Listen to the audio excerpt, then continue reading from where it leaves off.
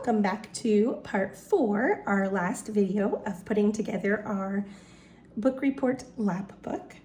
In this section, we will briefly go over what we will do on the back. This is where your essay portion will actually take place.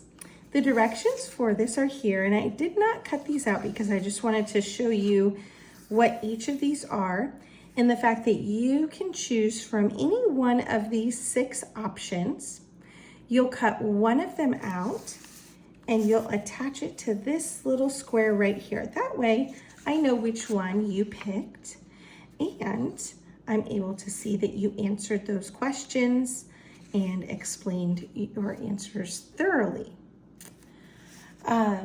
Once you've got that attached, I would highly recommend writing a rough draft on a separate sheet of paper, going through and revising that rough draft, proofreading it, and then once you have your fixes and you're happy with your rough draft, you can then very easily take this and write your final draft on it. Then, after you've written your final draft on here, that is when you'll attach it. I would wait until you have written your entire final draft on here. It is neat. You should have your very best handwriting. Either cursive or print is fine, but it should be very legible, very neat. Or just a reminder to indent your paragraphs to make sure you have full and complete sentences with proper capitalization and proper punctuation. Writing a rough draft will help you with all of those things before you actually put it on here. It will also minimize the amount of erasing that you will have to do. Sometimes erasing can make our paper look very messy, and so doing a rough draft first will help this to stay as neat as possible.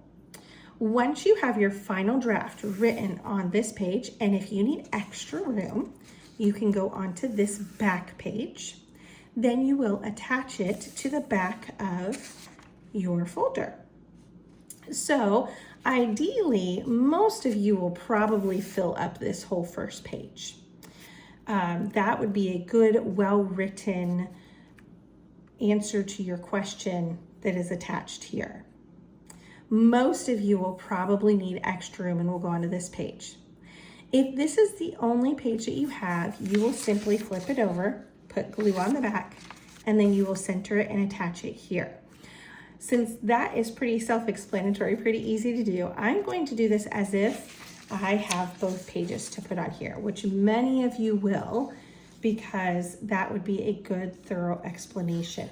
So if you have both pages, you are going to want to attach the back page first to your folder. So we're going to put glue on it, just like we've done all of our other ones. Probably going to put a little more glue on this one, just because it is such a big piece of paper. We're still going to keep those glue dots small. And then we'll take it, we will flip it over, and I'll try my best to center it on here and then press it down thoroughly.